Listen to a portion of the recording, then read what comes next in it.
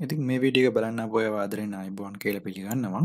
මේ වීඩියෝ එකේදී මම කරන්න යන්නේ දැනට දකුණු පළාත් රාජ්‍ය සේවා කොමිසම සභාව විසින් ගැසට් කරලා තියෙන උපාධි ගුරු විභාගය සඳහා හරියටම ඔන්ලයින් ඇප්ලයි කරන්නේ කොහොමද කියලා පෙන්වන්න.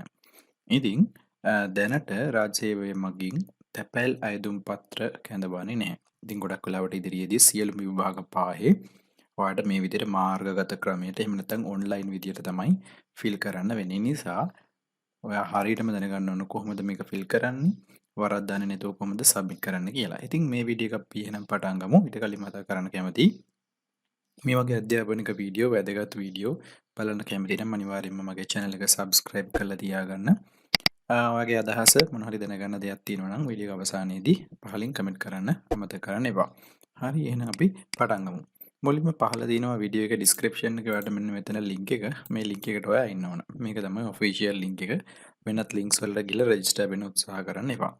ඉතින් මෙතන තියෙන විභාග සඳහා ඇදුම් කිරීම කියලා වැදගත්ම දේ රතු පාටින් තියෙන්නේ කරුණාකර සියලුම තොරතුරු ඉංග්‍රීසි භාෂාවෙන් පමණක් පිරවිය යුතුයි කියලා. ඒ නිසා ඔයාලට අනිවාර්යයෙන්ම සබ්මිට් කරන මොහොතත් එක්ක ඔයාලට සියලුම තොරතුරු ඉංග්‍රීසි භාෂාවෙන් විතරයි පුරවන්න වෙන්නේ. ඒ නිසා විභාගයට පෙනී සිටින භාෂා මාධ්‍ය අහලා තියෙනවා. ඔයා සිංහලෙන් නම් විභාගෙ ලියන්නේ. මෙතන මේ drop down arrow එක තියෙනවා පහළ. එතනින් ගිහලා සිංහල තෝරන්න. එහෙම නැත්නම් ඔයා දෙමළෙන් නම් ලියන්නේ දෙමළ තෝරන්න. ඉංග්‍රීසි වලින් නම් පිළිතුරු ලියන්න බලාපොරොත්තු වෙන්නේ ඉංග්‍රීසි තෝරන්න. ඉතින් මම මෙතන සිංහලෙන් තෝරනවා. ඒ වගේම විභාගයට පෙනී සිටින නගරය තෝරද්දී ඔයාලට තියෙන ළඟම ඊටාම ඉක්මනින් පහසුවෙන්ම ගමන් කරන්න පුළුවන් විභාග මධ්‍යස්ථානය තෝරන්න. මේක තමයි විභාග මධ්‍යස්ථානය. ඉතින් දකුණු පළාතේ තෝරාගත් විභාග මධ්‍යස්ථාන කිහිපයක් විතරයි මෙතන තියෙන්නේ. මම තෝරන මට ආසන්නම නගරය තංගල්ල. මෙතන විභාගය තෝරන්න. ඉතින් මෙතන තියෙනවා දැනට ඔයාලට ඇප්ලයි කරන්න පුළුවන් විභාග කිහිපයක්. ඉතින් මම අද මෙතෙන්දි පෙන්වන්න යන්නේ ග්‍රැජුවේට් ටීචිං එක්සෑම් එක. ඒ කියන්නේ උපාධිධාරීන් සඳහා වන විභාගය සඳහා 2021. මෙන්න මේක තමයි තෝරන්න තියෙන්නේ. ඔයා වෙනත් විභාගයක් ලියන්න බලාපොරොත්තු වෙනවා නම් ඒවට වෙන වෙනම මෙතනින් සිලෙක්ට් කරලා යන්න ඕන. හිතන්න ඔයා උපාධි ගුරු විභාගයට සහ ලිමිටඩ් එක්සෑම් මෙන්න මේ එක්සෑම් එකට ඇප්ලයි කරනවා නම් ඔයා මේක සිලෙක්ට් කරලා ඉදිරියට ගිහිල්ලා සියලුම තොරතුරු ෆිල් කරලා සබ්මිට් කරලා අවසානයේ නැවත මේ ඉහත ලින්ක් එකෙන් ඇවිල්ලා ඔයාට අවශ්‍ය විභාගය තෝරලා ඉදිරියට යන්න ඕනේ. ඒ නිසා වෙන වෙනම තමයි විභාග වලට ඇප්ලයි කරන්න වෙන්නේ. ඒක හොඳින් මතක තියාගන්න. ඊට පස්සේ දැනට අපි මේක තෝරමු. මගේ විභාගය මේක. තේරුවට පස්සේ තමයි ඔයාට මේ විදියට ඔයාගේ නිකන් ඔන්ලයින් CV එකක් වගේ පහළට ගිහිල්ලා ඉස්සෙල්ලා තොරතුරු පුරවන්න කලින් කියවගෙන යන්න. පොඩ්ඩක් බලන්න. මොකද සමහර තොරතුරු හොයන්න ඔයාට ඉස්සරහට ගෙදර හරියම යන්න වෙයි. මොකද සහතික වල තියෙන තොරතුරු පවා මේකට ඇතුළත් කරන්න වෙනවා. මේක නිකන් ඔන්ලයින් CV එකක් වගේ. මුලින්ම මෙතනින් අහන ඔයාගේ ජාතික හැඳුනුම්පත් අංකය. ඔයා මේකට ජාතික හැඳුනුම්පත් අංකය දෙන්න. මම දැනට මගේ ජාතික හැඳුනුම්පත් අංකය දෙනවා. ඔයා කැමති නම් ඒක ස්කිප් කරලා යන්න පුළුවන්. මම දැනට ඒක ස්කිප් කරලා යනවා. ඔයා කීරවත් ඒක ස්කිප් කරලා යන්න එපා. මේක මේ අත්‍යවශ්‍ය මේක මේ රතු පාට තරු දාලා තියෙනවා. අනිවාර්යයෙන්ම ඔයා ෆිල් කරන්න ඕන. හැම ප්‍රශ්නෙටම වගේ තරු දාලා තියෙනවා. ඒවා අනිවාර්යයෙන්ම ෆිල් කරන්න. කිසිම එකක් මග අරින්න එපා. මුලින් ඔයා පොඩ්ඩක් බලාගෙන යන්න. ඊට පස්සේ පිළිවෙලට උඩ ඉඳන් පහළ යනකම් එකක්වත් මග නොඇර තොරතුරු ෆිල් කරන්න. ඊට පස්සේ මෙතන දීලා තියෙන වගේ ආමන්ත්‍රණයේ ඔයා බැඳලා නම් බැඳලා නැත්නම් ඒ කියන්නේ විවාහක හෝ විවාහක නැතිනම් ඒ අනුව තෝරන්න. මෙතන මිස්ටර් කියලා තෝරන්න. ඊට පස්සේ මුලකුරු අගට යොදා නම යොදන්න ඕනේ. ඒ කියන්නේ මේ උදාහරණේ දීලා තියෙන විදිහට ඔයා නම ලියන්න. එනේ ඔයාගේ මුලකුරු අගට තමයි යොදන්න ඕන. සාමාන්‍යයෙන් අපි මුලකුරු මුලට ලියනොත් මෙයා ලියන්නේ මුලකුරු අගට යොදා. ඊට පස්සේ ඔයාගේ සම්පූර්ණ නම ඉංග්‍රීසි කැපිටල් අකුරෙන් ලියන්න ඕන මේ උදාහරණේ විදියට. වෙනත් මොකද ප්‍රශ්නයක් නෑ. සම්පූර්ණ නමම නිවැරදිව කැපිටල් අකුරෙන් ලියන්න. වගේ ස්ථිර ලිපිනේ වර්තමාන ලිපිනේ සමාන නම් මේ දෙකටම දාන්න එකම ඇඩ්‍රස් එක. ඒ නිසා ප්‍රශ්නයක් කරගන්න එපා. හැබැයි වෙනසක් නම් ස්ථිර ලිපිනේ සහ වර්තමාන ලිපිනේ දෙකක් නම් මේ දෙක වෙන වෙනම දාන්න. ඒ වගේම ඔයාගේ අදාළ ප්‍රාදේශීය ලේකම් කොට්ටාසය මෙතන තියෙනවා. ඔයාගේ දිස්ත්‍රික්කයට අදාළ ප්‍රාදේශීය ලේකම් කොට්ටාසය නිවැරදිව ඒක එතන තෝරන්න. ඊට අමතරව ඔයාගේ පදිංචි ස්ථිර දිස්ත්‍රික්කය වෙන්නේ කොගාල්ල මාතර නැත්නම් හම්බන්තොට. ඔය තුනෙන් එකක් නේ. මම දැනට හම්බන්තොට තෝරන. ස්ත්‍රී පුරුෂ භාවය මේල් ෆීමේල් කියලා ලියන්න. මම මෙතන ඔයාලට සිද්ධ වෙනවා ටයිප් කරන්න අතින් මෙතන ඔප්ෂන් එකක් දෙන්නේ මෙතන ID නම්බරේ දාපු නැති නිසා ඒක ඔටෝමැටිකලි ජෙනරේට් වෙන්නේ අපි මුලින්ම ID නම්බර එක දාන්නම්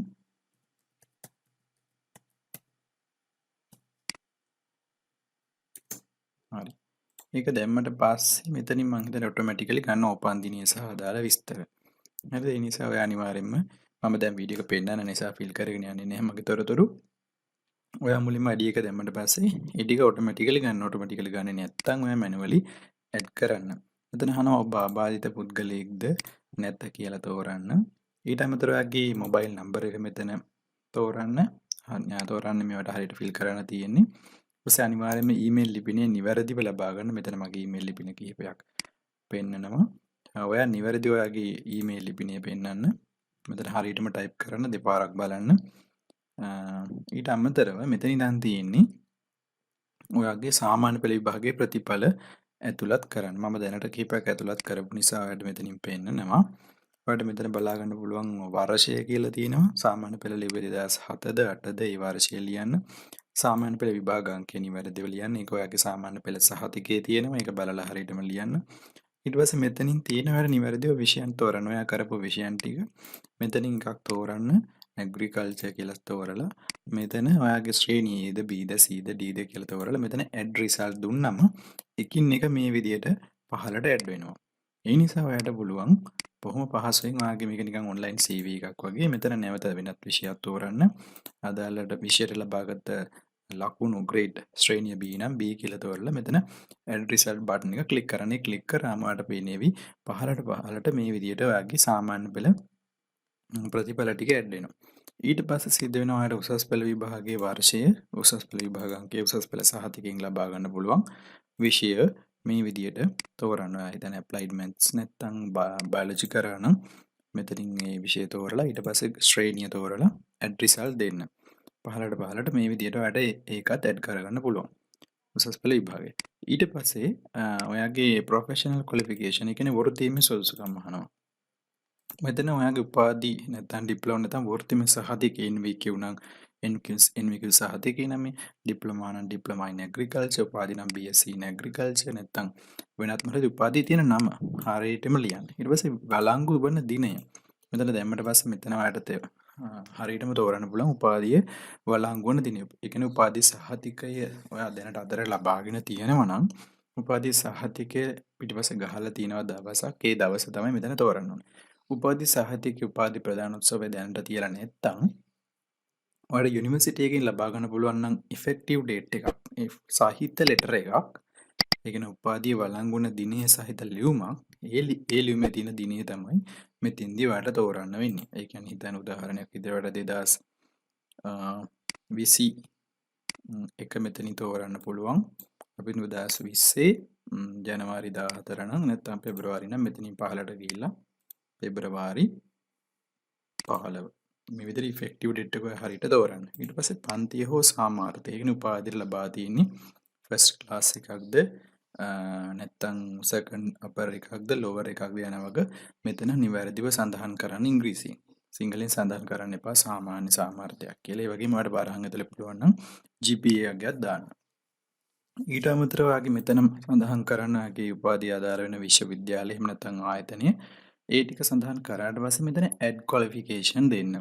ඊට පස්සේ මේ විදිහට මෙතන පහලින් මේ තොරතුරු ඇතුළත් වෙනවා මේ වගේ. ඔය උසස් පෙළ සහ සාමාන්‍ය පෙළ තොරතුරු ඇතුළත් කරා වගේ ඒකත් පහලින් එකතු වෙනවා. ඊට පස්සේ තවත් ඔය උපාධියට අමතරව වෙනත් ඩිප්ලෝමා එකක් කරලා තියෙනවා නම් නැවත ඩිප්ලෝමා එක සඳහන් කරන්න වළංගු වන දිනය. ඒකට අදාළ පන්තිය හෝ සාමාර්ථය මෙතනින් සඳහන් කරන්න. සඳහන් කරලා ඒකේ ආයතනය සඳහන් කරන්න.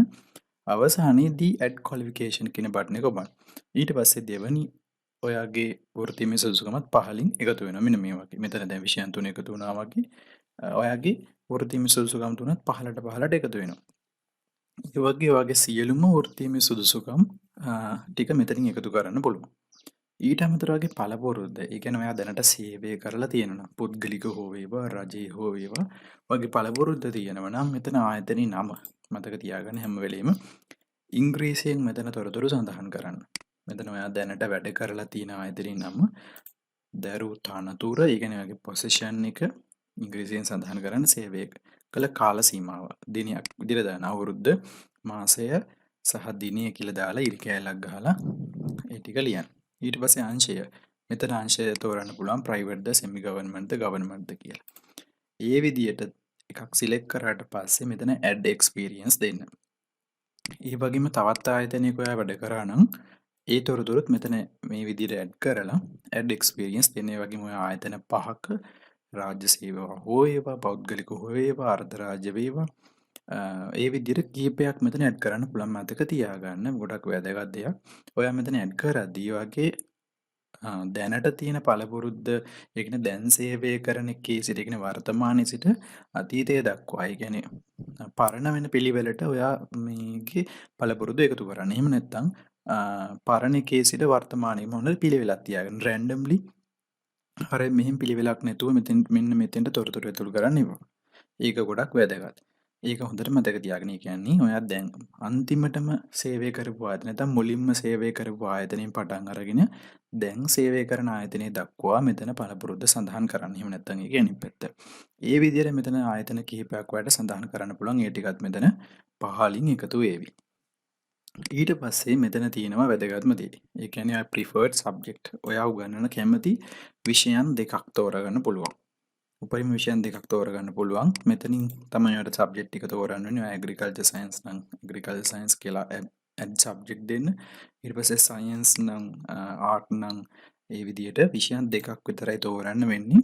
මට අදහසක් නැහැ මෙතන උඩින්ම තියෙන විෂයද ඔයාට ඔයාගේ මුල් ප්‍රයොරිටි එක කියන්නේ මූලිකත්වය දෙන්නේ දෙවෙනියට තියෙන විෂයද නැත්නම් ඔයා ලබා ගන්න ලකුණු ප්‍රමාණය මතද කියලා. කොහොම නමුත් ඔයාලට මෙතෙන්දී විෂයන් දෙකක් ඉල්ලන්න පුළුවන්. ඔයා විභාගයේ කඩයිම්ස් ලකුණු වලට වඩා ගොඩක් ඉහළින් ලකුණු ලබාගෙන තියෙනවා නම් ඔයාගේ කැමැත්ත මත මම හිතන්නේ විෂයන් දෙකකින් එකක් තෝරගන්න පුළුවන්.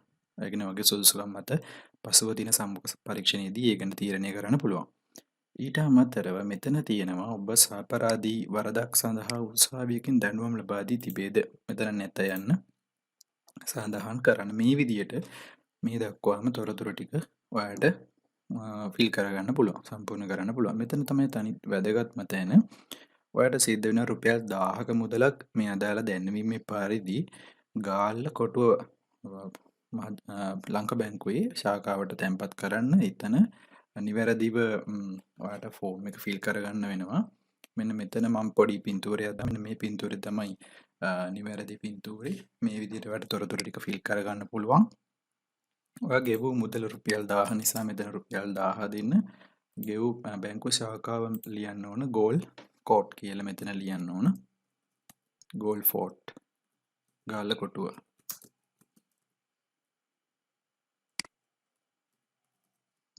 ගාල්ල කොටුව කියලා සඳහන් කරලා රුපියල් 1000 කියලා ලියලා ඊට අමතරව මෙන්න මෙතන තියෙනවා මේ අංක ටික. මෙතන අංක ටික 25යි 27යි බිඳුව කියලා මෙතන සඳහන් කරලා මේ කළු පාට කොටුවේ තියෙන අංකය මෙතන සඳහන් කරන්න. දැන් ඔයා හරියට ෆෝම් එක ෆිල් කරලා ඉවරයි. ආපහු පොඩ්ඩක් උඩට ගිහිල්ලා ඔයාගේ භාෂා මාධ්‍ය විභාගයට පිළිතුරු නගරේ නැවත තෝරන්න. මොකද පොඩි හරි වැරදීමක් හරි වුණොතින් ඔයාලට මේක ආපහු රිකවරි කරන්න අමාරුයි. ගොඩක් ප්‍රශ්න වලට ගැටලුවට මුහුණ දෙන්න සිද්ධ වෙයි. ආපහු එඩිට් කරන්න අමාරුයි මං හිතන්නේ. ඒ නිසා මේක රිෆ්‍රෙෂ් කරන්න මොකොත් යන්න එපා. නිවැරදිව පොඩ්ඩක් ආපහු බලාගෙන යන්න. ඔයාගේ නම විස්තර මම මේ මගේ ටික දාලා නැහැ. නමුත් ඔයා මේවා එකින් එක හරියටම චුට්ටක් ආපහු බලාගෙන ඉන්න. එකක් හරි හිස් තියෙනවා නම් ඒක හරියටම ෆිල් කරන්න. ස්පෙලිංස් හරියට තියෙද කියලා බලන්න. ඉතින් වැරදුනාට ස්පෙලිංස් වැරදුනාට ප්‍රශ්නයක් නෑ. හැම දෙයක්ම ඉංග්‍රීසි වලින් ඔයා ෆිල් කරන්න ඕන. මේ විදිහට තොරතුරු සියලුම තොරතුරු සම්පූර්ණ කරාද කියලා තහවුරු කරගත්තට පස්සේ මෙන්න මේ සබ්මිට් බටන් එක ඔබන්න. සබ්මිට් බටන් එක එබුවට පස්සේ ඔයාලට එයි මෙතන නිවැරදිව තොරතුරු සබ්මිට් කරා ඒ විදිහට. හරි. ඉතින් ඕක තමයි මට පෙන්වන්න ඕනේ කොහොමද මේ හරියට ඔන්ලයින් ඇප්ලිකේෂන් එක ෆිල් කරන්න කියලා. ඒ නිසා මං හිතනවා ඔයා යමක් දැනගන්න නැති, තහවුරු කරගන්න නැතිව නිවැරදිව ෆිල් කරාද නැද්ද කියලා වීඩියෝ එක දාන්න ටික ප්‍රමාද වුණා. එහෙනම් මේ වගේ තවත් වැදගත් වීඩියෝ එකකින් ඔයාව හම්බ වෙමු. මතකතුව channel එක subscribe කරලා තියාගන්න. ඔයාලට වෙන ඕන වෙයි කියලා හිතන ප්‍රයෝජනවත් වීඩියෝ මම අනිවාර්යයෙන්ම දානවා ඉදිරියේදී දිගින් දිගටම. එහෙනම් විභාගයට සුබ පතමින් මම වීඩියෝ එකෙන් සම්බන්ධ කරනවා. තවත් වීඩියෝ එකකින් හමු වෙමු. එතකන් ඔබට සුබ දවසක්.